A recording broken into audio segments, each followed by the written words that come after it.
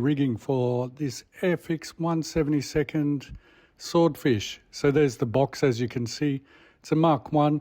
I've done the pre-war 1937 scheme. It just seemed a bit different to me compared to all the normal ones I see. So this is off HMS Eagle, Royal Air Force, Kai Tak, Hong Kong, China Station, May, November 1937.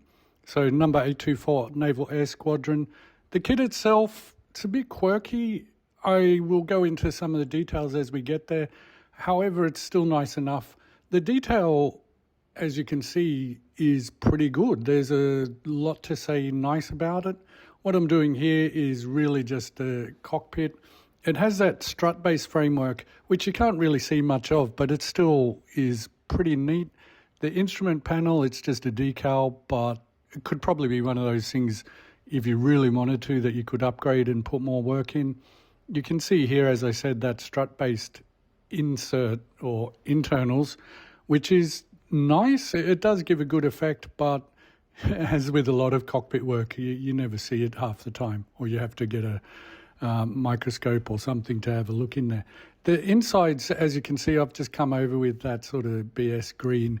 I did do I think it's like a tan color on the insides, but again, you can see there it's almost lost just for completeness. So I did hunt around some archive pictures. I'm not quite sure what it is, but there you go.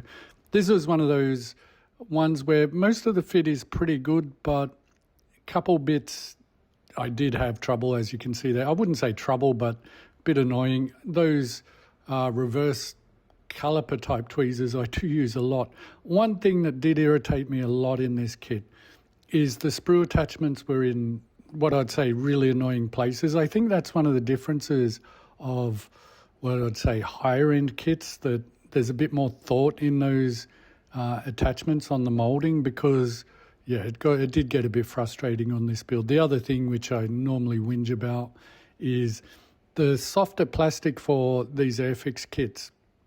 It generally is okay, but what tends to happen, and I noticed this on the Repulse, is that it's brittle and soft. So quite often you can get it, especially long, thin parts can be broken even inside the box. But especially on a biplane where there's a lot of struts and so on, it is difficult because it's soft and easy to break things. More of those sprue attachments, as you can see there before. One thing I did do, and this is just habit, I didn't really end up using it, but I do drill out the holes now just almost as a default. Easy enough to patch them if you don't use them, but it becomes a real pain to actually have to work out if you forget to do it, which I sometimes do. One thing I did do in this build, which is not really normal for me, I basically... what would I say? I didn't follow the instructions exactly. I did a different order, and the reason for that is basically I wanted to be able to paint the fuselage separately. One consequence of that, as you can see, is that main strut, I did have to clip the ends off to fit it after I had closed the wing sections. Not a big deal, and I don't think it really changed much at all, but just be aware that I'm doing things a little bit out of order compared to the typical instructions. Having said that, you can see here a lot of the fit is actually pretty good, especially the wings, which is always a scary part on biplanes. So this was what I was getting at, that I was really trying to keep that fuselage separate so that I could come back and do these greys. So it's a grey and silver scheme. I did experiment a bit with my greys as usual. I was trying to get almost a standard sort of battleship grey. I'm going to have to, especially as I'm doing more ships and things, have to get that sorted. But one advantage, as I say, was that I was able to do the fuselage separately, test fit the wings and so on. The engine itself, this is the cowling here. It's okay. It's a 1/72. Definitely not what I'd say high-end kit. So, yeah, I can't complain in that sense. The engine I just come over with, I think, a metallic, and then I've just what I'm doing here is really just using a light dilute, almost wash.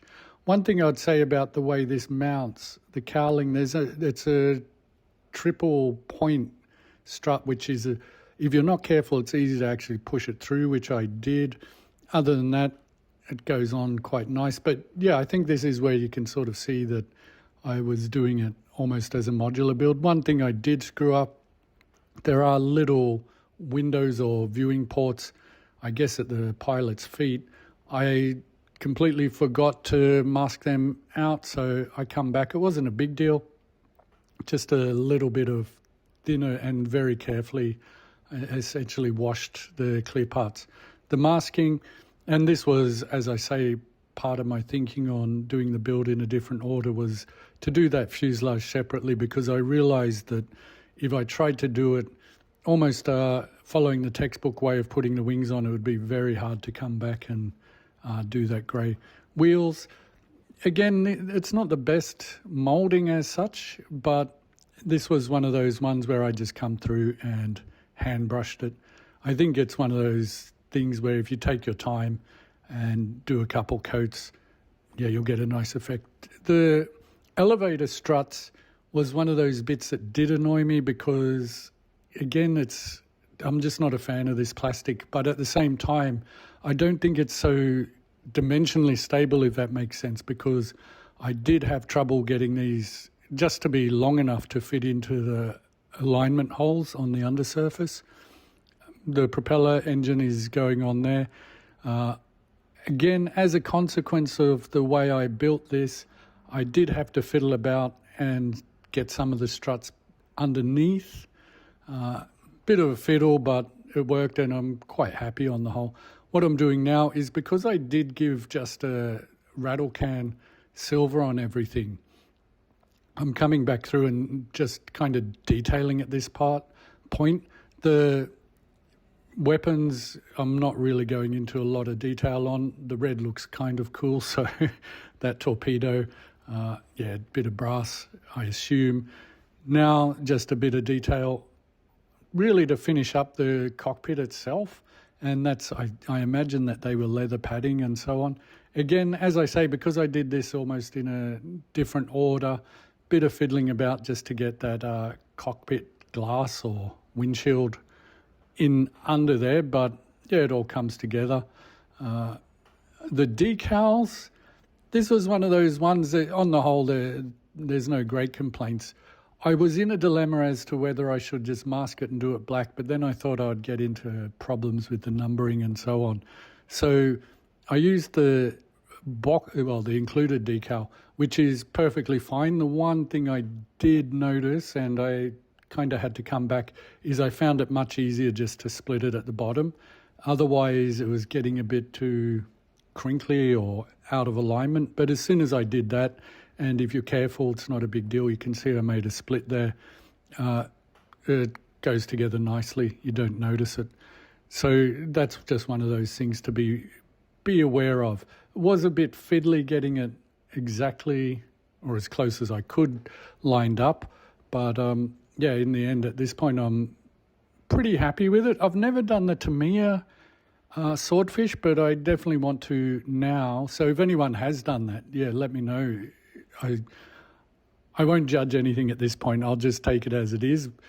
The swordfish kit, it's such a cool plane and it was a really nice scheme, but I'm not sure I'd buy this one again, if I'm being completely honest. There's a few not bad problems, but it was almost a bit frustrating, I think. Like I say, just the alignment was mostly good, but there was definitely, where I was getting annoyed was especially on things like just cleaning up sprue attachment points and so on. So onto the rigging. This is weirdly something I quite enjoy. I know a lot of people are not into it, but for some reason I don't mind it. At this point it looks like I'm almost sewing, but what I'm doing is just I've cut I guess about a foot length or so of Lycra, and I could have done it individually, like per strut, but I always find that a bit of a hassle. So what I've done is just feeding it through those spars and struts. And to attach it, just super glue, which I've got in a little bit of foil, dipping in the toothpick, and then with a lot of fiddling about mostly, and a clean toothpick, I'll come back and then get that thread to sit in the super glue or the CA. So yeah, it looks like I'm in a big tangle here, but mostly it's not too bad at all. It was just a patience, and like I say, it is something I don't mind doing. I did both sets of wings a couple times. It's almost an adventure in getting the tangles out. The Lycra actually looks worse than it is. It is stretchy and it is very light, so that does make the gluing easy, and you won't get that sag and warping. The downside is, yeah, it can be a bit fiddly, and there was a few times I had bits of it flicking over the place and trying to find the loose ends and so on. Because I'm using just a white or clear Lycra, what I then do is come back, as you can see here, and I just use an acrylic to come back and obviously paint that black. So that gives it a bit more, well, realism in that sense, but also visibility. So you'll see that as it progresses. And as I say, as I get to these final parts of any build, I generally will, at this point, be mostly water-based acrylic. So as you can see there, where I have made a mistake, the really simple reason, as you can see here, is very easy to clean up. Just a little bit of water there and it wiped right off. So that gives me that confidence to do the detail work without worrying that I'm going to wreck a build that I've spent hours on. So you can see here, yeah, it comes together really nicely, but I did feel like I was having to put in a lot more work than was probably required. I think that sometimes is just my frustration. So there's a torpedo going back on.